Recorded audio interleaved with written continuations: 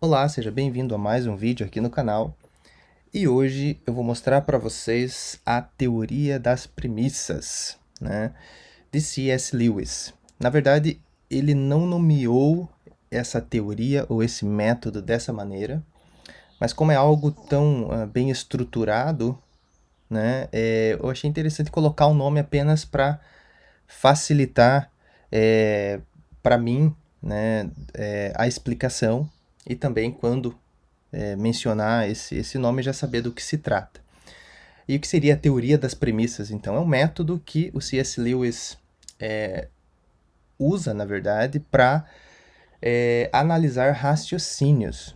Muitas vezes a gente tem raciocínios, né, que são lógicos e que são bem feitos, porém, eles são feitos a partir de uma premissa que não tem a ver com a realidade, que não é verdadeira ou que é falsa, assim. E o método dele é justamente uma tentativa de analisar a premissa de um raciocínio, para verificar se ela é verdadeira e se a partir dela é possível então tirar as conclusões. É, Até no próprio programa de enriquecimento instrumental de Reuven Feuerstein, um dos instrumentos é um instrumento só sobre raciocínio lógico, nomeadamente silogismo, né? A gente já vai ver mais sobre isso. Só que nesse sistema, né, o que acontece? É muito difícil você determinar quando uma premissa está correta. E, na verdade, em vários métodos de livros, né, apostilas de lógica, você vai ver que a premissa não é dada muita importância a como conseguir a premissa, mas tendo a premissa, o raciocínio se desenvolve. E esse método do C.S. Lewis é justamente para saber quando uma premissa é verdadeira, quando é falsa, quando é adequada, quando não é adequada para o raciocínio, tá? Então é algo que muitas pessoas não se preocupam a respeito disso porque, principalmente lógicos, né? Eles não se preocupam porque a premissa de um raciocínio ela tem mais a ver com a realidade, com o conhecimento que a pessoa tem, e aí entra num outro campo do conhecimento que não tem nada a ver com lógica, né? A lógica vai se dar a partir do momento em que alguma premissa seja estabelecida. Então, como que funciona um raciocínio lógico, né? Apenas para a gente revisar, provavelmente você já saiba, mas só para tornar isso um pouco mais presente aqui para nós. Então, num silogismo, nós temos sempre uma premissa maior, uma premissa menor e uma conclusão.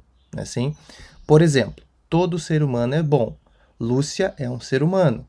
Logo, Lúcia é boa. Então, aqui nós temos uma premissa maior, uma premissa menor e temos uma conclusão. Né? Assim, então, essa premissa aqui, todo ser humano é bom, pouco importa saber se ela é verdadeira ou se é falsa. O que importa é que ela é uma premissa, né? E que a premissa menor ajudará a chegar a uma conclusão específica, né? Assim, vamos ver um outro exemplo agora, tá? Todo ser humano é um cachorro. João é um ser humano. Logo, João é um cachorro. Bom, logicamente isso aqui está correto, não é assim? Mas nós percebemos que a premissa aqui é falsa, né? O ser humano não é um cachorro, né? Assim, apesar de algumas pessoas tentarem se parecer com um cachorro, o ser humano não é um cachorro. Mas enfim, todo ser humano é um cachorro. O João é um ser humano, logo o João é um cachorro. Então aqui nós temos um raciocínio lógico desenvolvido corretamente, mas em cima de uma premissa errada. Vamos ver o outro exemplo. Todo feto é um ser humano. Pedro é um feto. Logo, Pedro é um ser humano. Então o que acontece? Aqui nós vemos que a premissa todo feto é um ser humano, né, assim, é algo que pode gerar muitas discussões em algumas áreas de estudos, principalmente esse pessoal moderno que, né, enfim, não cabe aqui, nesse vídeo agora, falar sobre a questão do feto ser um ser humano ou não, mas o fato é que essa afirmação ela é alvo de discussão de muitas pessoas. Então, ela foi usada aqui como uma premissa maior, né, assim, e no momento em que ela é usada como uma premissa maior, isso significa que eu estou aceitando aquela premissa, que eu estou tomando aquilo como verdade, para então a ela incluir a premissa menor e depois tirar uma conclusão. Tá? Então, o que é o método das premissas ou a teoria das premissas de C.S. Lewis? É um método para a gente verificar se a premissa de um raciocínio é verdadeira, tem a ver com a realidade, se faz sentido, se não faz sentido. Porque se uma premissa for determinada como falsa ou mentirosa, não verdadeira, aí para que desenvolver todo um raciocínio em cima dela? E pior, muitas vezes algumas pessoas têm algumas crenças, algumas opiniões que são conclusões de raciocínios que tiveram como ponto de partida uma premissa errada. E eles acham que estão na verdade. Então, vamos ver esse método do C.S. Lewis que vai ajudar muito para que você limpe as suas ideias e verifique aquilo que é verdadeiro, aquilo que é falso, aquilo que faz sentido e aquilo que não faz sentido no teu conjunto de ideias, crenças e opiniões. Né? Então aqui, como encontrar premissas verdadeiras? Para se encontrar uma premissa a mais próxima da verdade possível, é necessário se considerar 4 fatores, tá? Então, quando você ver um raciocínio lógico ou alguma opinião e você verificar que há uma premissa naquele raciocínio, para você saber se aquela premissa está próxima da verdade, se ela é verdadeira ou não, você vai ter de separar essa premissa e, em cima dela, você vai trabalhar 4 fatores. Primeiro fator, fatos. Segundo fator, intuição, a gente já vai ver do que se trata. Terceiro fator, raciocínio. E quarto fator, autoridade. Tá? Então, você vai pegar uma premissa qualquer e vai como se você fosse passar em uma peneira, sabe? E são 4 peneiras, na verdade. Na peneira dos fatos, na peneira da intuição, na peneira do raciocínio e na peneira da autoridade. Depois de você passar por essas 4 peneiras, você já vai saber se uma premissa é verdadeira ou falsa, ou está próxima ou longe da realidade. Tá? Muitas vezes, já no primeiro fator ou no segundo, você já chega a uma conclusão a respeito da premissa. Mas quando se trata de um assunto mais complexo, que exige mais abstração, que tem menos a ver com a nossa realidade concreta do dia a dia, provavelmente você vai ter que passar pelas 4 peneiras, né, assim, e ainda assim vai te dar algum trabalho para chegar em alguma conclusão plausível. Tá? Então vamos ver cada um desses fatores e como usá-los como na busca aí por premissas verdadeiras. Então, o primeiro fator, fatos. Esse não tem muito o que falar a respeito. O que você vai fazer? Você pegou uma premissa e você vai comparar a premissa com fatos. Se os fatos, né, desmentirem a premissa, então você já sabe que aquela premissa não é verdadeira. Vamos pegar o exemplo do cachorro, né? Sim, todo ser humano é um cachorro, que é a premissa que eu utilizei ali. Se você olhar à sua volta, você vai ver que isso não é verdade. Então você já descobre que aquela premissa é falsa, né? Sim. Mas se você pegar uma premissa que seja mais abstrata, que tenha a ver com fenômenos psicológicos, ou às vezes com temas filosóficos, sociológicos, políticos, teológicos principalmente. Então, assim, você vai ver que as premissas elas não são tão claras. Não basta você olhar para os fatos para saber se uma premissa é verdadeira ou falsa. Às vezes não tem como, né? Assim, então você vai ter de passar para a segunda peneira nesses casos. Então, a peneira dos fatos já vai fazer uma boa limpa ali nas premissas. Mas aí, o segundo fator é a intuição. Note, aqui nós não estamos falando de intuição no sentido de, eu tive uma intuição, né? Não é nesse sentido comumente usado, tá? Nós aqui estamos falando de intuição no sentido de uma percepção clara e originária, tá? Uma percepção primeira, por assim dizer. Você já vai entender melhor o que eu quero dizer com isso. Então, o que acontece? Quando é dada uma premissa, você tem de verificar em que aquela pessoa que disse aquela premissa, né, que afirmou aquela premissa, em que ela acredita. Ou seja, você vai buscar qual foi a intuição que essa pessoa teve para que ela, então, verbalizasse em palavras aquela premissa e, então, seguisse o raciocínio. Então, você vai meio que fazer um processo contrário de busca da intuição originária, tá? Eu vou dar um exemplo para vocês aqui, só para ficar claro, tá? O que acontece? O C.S. Lewis mesmo dá um exemplo, tá? Ele fala... eu vou ler aqui um pedacinho para vocês que fica mais claro, tá? Você poderá encontrar um fanático da sobriedade, que reivindica ter uma intuição inquestionável de que todo tipo de bebida é proibido. Mas, na realidade, ele não pode reivindicar nada disso, pois a intuição real é que saúde e harmonia são coisas boas. Então, você veja, essa pessoa, né, que é uma fanática da sobriedade, ela diz que toda bebida é proibida. E por que ela diz isso? Isso é a intuição que ela teve? Toda bebida é proibida? Não, não é uma intuição que ela teve. Qual é a intuição que levou a essa formulação? A intuição é que saúde e harmonia são coisas boas.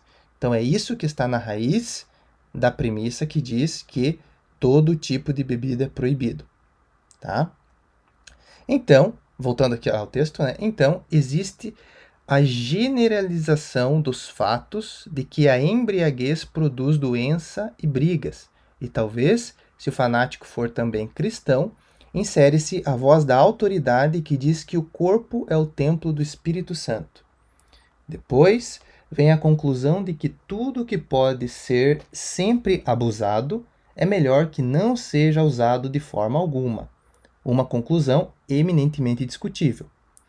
Finalmente, existe o processo a partir do qual associações anteriores, arrogância e coisas semelhantes fazem da conclusão improvável algo que a pessoa julga inquestionável, pois não deseja discutir a respeito.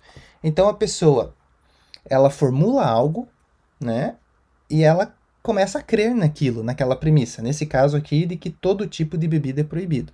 Só que se você for analisar essa premissa, você vai ver que a intuição inicial que essa pessoa teve foi que a saúde e a harmonia são coisas boas. Não é assim? E a partir daqui ele concluiu que toda bebida é proibida. Então o que acontece? A premissa que essa pessoa deu, que todo tipo de bebida é proibida, ela é falsa. Por quê? Ela parte de uma intuição verdadeira, mas faz um raciocínio errado, e junto com esse raciocínio ainda há associações psicológicas que a pessoa faz, alguma espécie de arrogância e coisas semelhantes que, por assim dizer, embolam o meio de campo e fazem com que aquela intuição que era pura e que poderia dar origem a alguma premissa válida, acaba sendo usada como um meio para você ter uma premissa que é falsa. E pior de tudo isso, o que é? É que muitas vezes nós acreditamos em coisas só porque ouvimos falar. Não é assim, um professor falou, o padre falou, o pastor falou, então eu vou acreditar e vou seguir e é aquilo. Claro, nós temos de ter essa... Muitas vezes seguir dessa maneira é algo bom, não é assim? Porque nós, enfim, não temos como verificar todos os raciocínios existentes. As pessoas normalmente estudaram mais do que a gente em algumas áreas, não é assim? Mas, em alguns casos, é possível você pegar algo que foi dito e tentar verificar qual foi a intuição a partir da qual aquilo que foi dito pôde ser dito, né? E ver se aquilo que foi dito, de fato, parte da intuição ou se a pessoa embolou o meio de campo ali e acabou chegando em uma afirmação totalmente equivocada, como é o caso aqui. A pessoa acha que a saúde e a harmonia são coisas boas e acaba concluindo que todas as bebidas são proibidas, né? Devem ser proibidas. Então, no meio do caminho ali, houve a intervenção de vários outros fatores que não têm a ver com a intuição inicial e que acabam fazendo com que a pessoa acredite em coisas que não são verdadeiras. Então, essa segunda peneira do C.S. Lewis, que é a intuição, ela é um pouquinho mais difícil de você, no começo, praticar, porque você vai ter de fato ir limpando o pensamento, né, para você chegar na intuição originária de alguma afirmação. E quais são os cuidados que você deve ter aqui então? O primeiro cuidado é não confundir uma intuição com uma conclusão, tá? A intuição é o início do processo e deve ser clara. Conclusão precisa de argumentos para ser sustentada. Ou seja, uma intuição é aquilo que todo mundo acredita e que não precisa de argumentos para ser sustentada, tá? Então você não vai precisar argumentar a respeito de uma intuição. Nesse exemplo que o C.S. Lewis dá aqui, a pessoa afirma: toda bebida deve ser proibida, né? Para a pessoa te convencer disso, ela tem de usar argumentos. Então isso já mostra que essa afirmação não é uma intuição. Mas a saúde é algo bom, é algo que não precisa de argumento para ser sustentado. Então é uma intuição, né? Assim. Cuidado número 2. A intuição precisa ser uma afirmação que as pessoas comuns nunca contestaram, tá? E aqui, muitas pessoas que estudam psicologia, filosofia moderna, podem discordar com isso, mas você pode espernear, pode fazer o que for, contra fatos não há argumentos, né? E o cuidado número 3, a intuição deve ser um lugar comum, tá? Ou seja, não pode ser algo totalmente elaborado de uma área do conhecimento muito específica. Tem que ser algo comum, um lugar comum na sociedade. Então, tendo esses 3 cuidados aqui, é possível que você chegue a alguma conclusão. Se alguém disse algo, né, afirmando que aquilo é uma premissa, e a pessoa tem de dar argumentos para provar aquilo, então aquilo não é uma intuição. Aquilo é uma conclusão de algum raciocínio que a pessoa fez. Então, o que você vai fazer? Você vai tentar buscar a intuição originária daquela afirmação que a pessoa está fazendo, tá? Isso daqui é um processo difícil, não é fácil, sinceramente.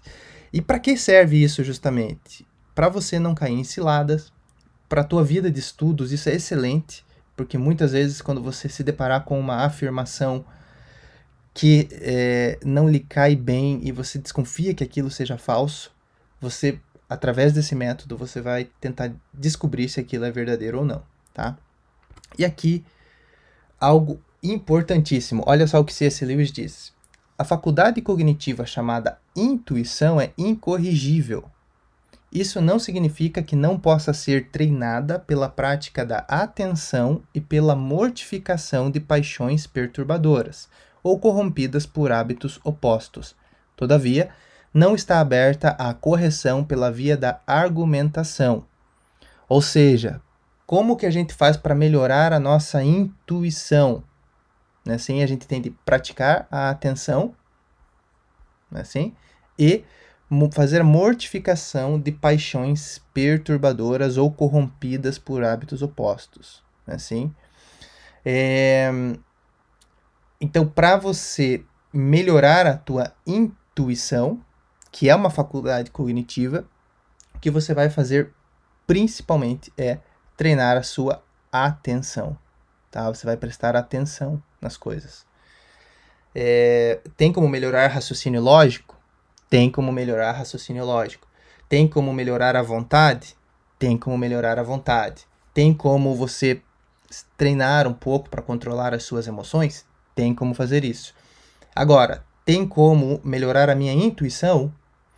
É algo muito difícil. Através da argumentação não há possibilidades. Mas você prestando atenção, treinando a sua atenção, né, assim, e tirando do caminho emoções, paixões, etc., que perturbem a sua atenção, você vai acabar melhorando a sua intuição. Isso aqui é muito importante e muito interessante. Então vamos lá para o terceiro fator, que é o raciocínio. Então, só voltando ali, a gente já passou pelos fatos, pela peneira dos fatos, depois buscamos a intuição, não é assim? Agora, no fator número 3, é verificar se o processo de raciocínio nos leva dessa intuição, a intuição a qual nós chegamos no fator 2, à conclusão. Então, o que acontece? No exemplo que nós demos ali da sobriedade, da pessoa que diz que é uma fanática da sobriedade e diz que toda bebida deve ser proibida, nós chegamos à intuição originária daquilo, que é o quê? A intuição é que a saúde é algo bom. Perfeito. Então, dessa intuição, a saúde é algo bom. É possível chegar à conclusão de que toda bebida deve ser proibida? O C.S. Lewis afirma que não. Somente se o raciocínio não for claro e a pessoa colocar no raciocínio ou ali no bolo outras coisas, como as suas emoções, crenças, etc. Mas não é um raciocínio claro que vai dessa intuição de que a saúde é algo bom até a conclusão de que toda bebida deve ser proibida, né? Então, nós vemos que nessa terceira peneira, nós partimos daquela intuição que nós encontramos à conclusão, né? E essa conclusão, caso se chegue a ela, será a premissa para outros raciocínios. Aqui é encontrada a premissa, tá? Nos próximos slides ali você já vai entender melhor, tá? Mas o que aconteceu aqui? O que a gente fez até agora? Havia um raciocínio, uma afirmação inicial qualquer. Alguém disse algo para você. Aí você foi lá, passou pela peneira dos fatos, não é assim? Ainda ficou na dúvida. Passou pela peneira da intuição. Descobriu qual era a intuição a partir da qual aquela pessoa pôde afirmar aquilo, não é assim? E aí você fez um raciocínio, você mesmo fez um raciocínio a partir daquela intuição, né? E chegou a uma conclusão. Aí essa conclusão é que vai ser uma premissa para os outros raciocínios que você vier a ter, tá? Você já vai entender isso melhor. Então, o que acontece? A quarta peneira é a peneira da autoridade. Então, você verificou fatos, verificou a intuição originária qual era e verificou o raciocínio a partir daquela intuição e chegou a uma conclusão. Agora, o que é dito a respeito dessa conclusão a qual eu cheguei?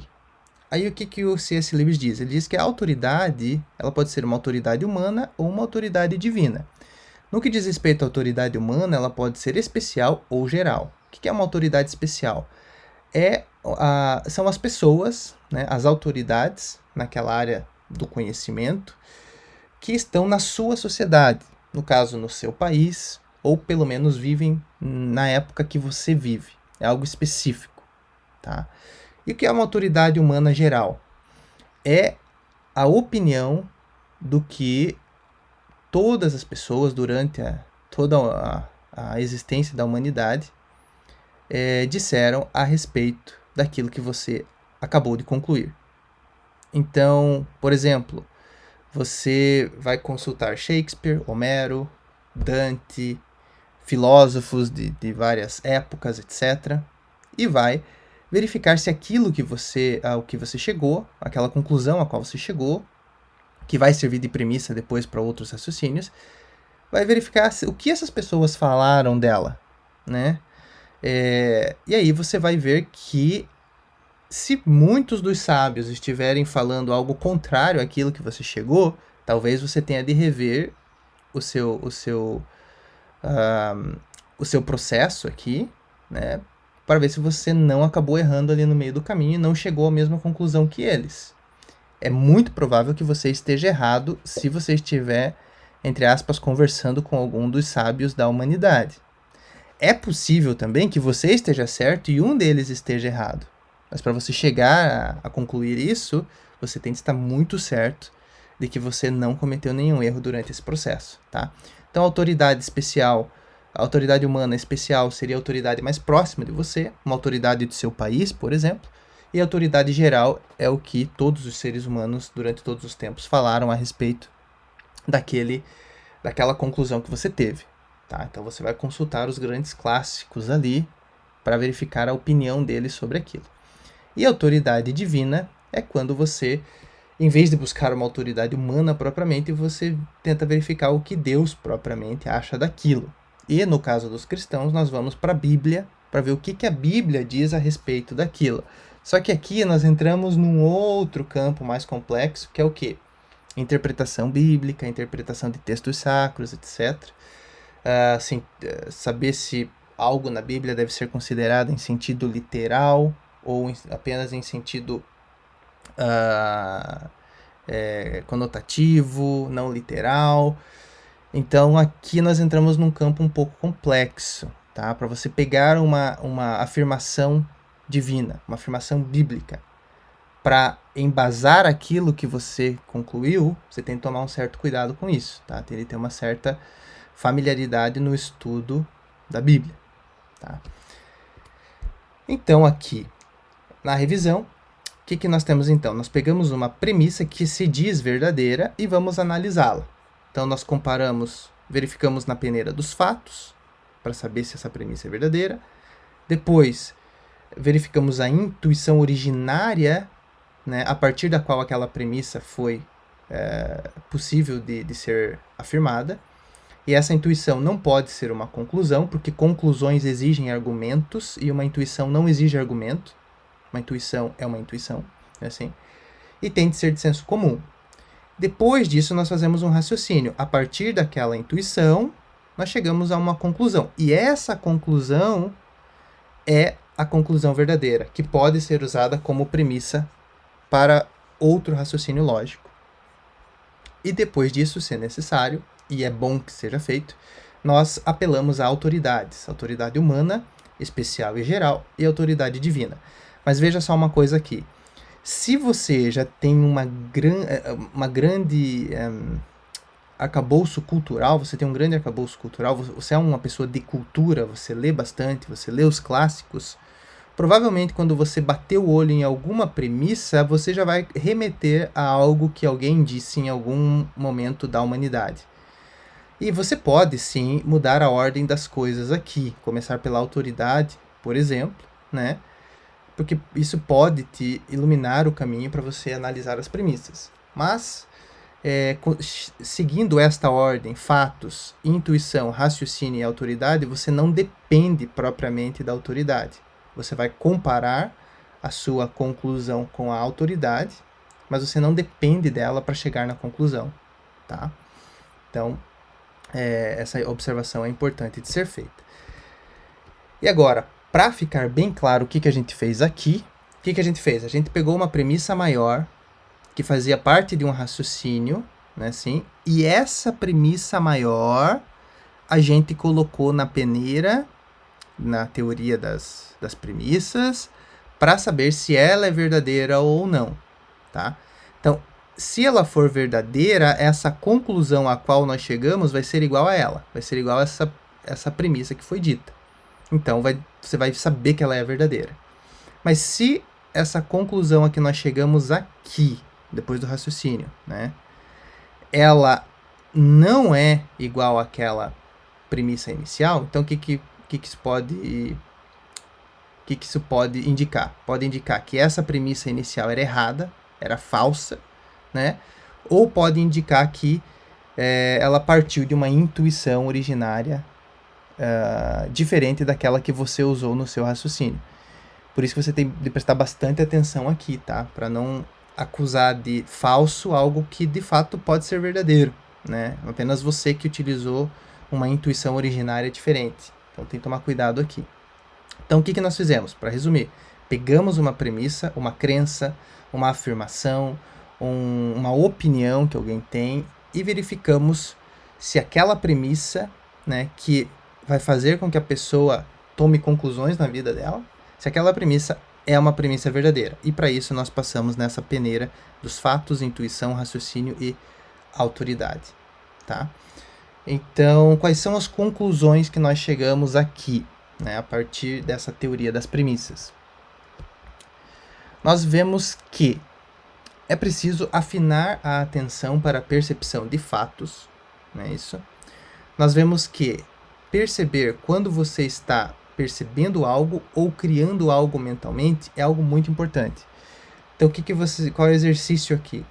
Você tem de estar claro para você quando você está percebendo algo, uma informação que está chegando a você, e quando você está criando algo mentalmente. São exercícios, são fenômenos mentais diferentes, perceber algo e criar algo. E saber essa diferença é importante. Para quê? Para que você foque no que você está percebendo na hora de usar a teoria das premissas. Tá? Perceber a diferença entre intuição e conclusão, isso é bem importante. Lembre-se, a intuição não exige argumentos para que ela seja provada ou demonstrada. Tá? Apenas perceber, você vai perceber que uma intuição é verdadeira. Ao passo que uma conclusão ela exige argumentos. Então, saber quando você está lidando com uma intuição e quando você está lidando com uma conclusão de algo. Outra conclusão a qual a gente chega é que ler os clássicos de sua sociedade para se ter mais referência a autoridades especiais também é algo muito importante.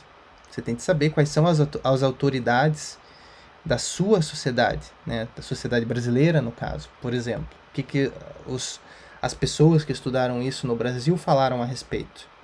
Além disso, você vai ler os grandes autores, os clássicos universais, para se ter mais referência a autoridades humanas gerais. Então aqui você vai tomar como autoridade os grandes clássicos. Então isso quer dizer que quanto mais você ler os clássicos, mais oportunidades você vai ter, mais um leque maior de possibilidades você vai ter para ter um guiamento, por assim dizer, na sua vida de estudos. Tá? E tomar cuidado na interpretação bíblica, para evitar usar duas réguas, duas medidas. Nós vemos que muitas pessoas que querem afirmar aquilo no que elas creem, elas usam a Bíblia como um como uma prova de que o que eles estão falando está certo. Só que muitas vezes eles usam uma interpretação literal de algumas partes e de outras partes eles fazem interpretações não literais e muitas vezes isso é feito apenas por conveniência, tá? Para que a pessoa consiga usar a Bíblia como algo que prove o que ele está falando. Tá? Então você tem de tomar cuidado aqui para você saber como interpretar a Bíblia, né? Quando ler a Bíblia literalmente e quando não usar os textos bíblicos de maneira literal. Então essas são algumas das conclusões. Espero que esse método tenha lhe agradado e se você leva uma vida de estudos, você vai precisar desse método para trabalhar com premissas. Tá? Se você estuda raciocínio lógico, você vai ter de estudar essas premissas caso você queira que os seus raciocínios sejam verdadeiros ou o mais próximo da verdade possível. Né? Note que aqui o objetivo desse canal é o desenvolvimento cognitivo, né? Assim, ou seja, ajudar as pessoas a ficarem mais inteligentes, e esse método das premissas é uma das ferramentas que podem ser utilizadas nesse sentido. Então, se você gostou do vídeo, deixe um like, compartilhe o vídeo com aquelas pessoas que possam ter interesse no assunto, e nós nos vemos em uma próxima oportunidade. Tchau, tchau.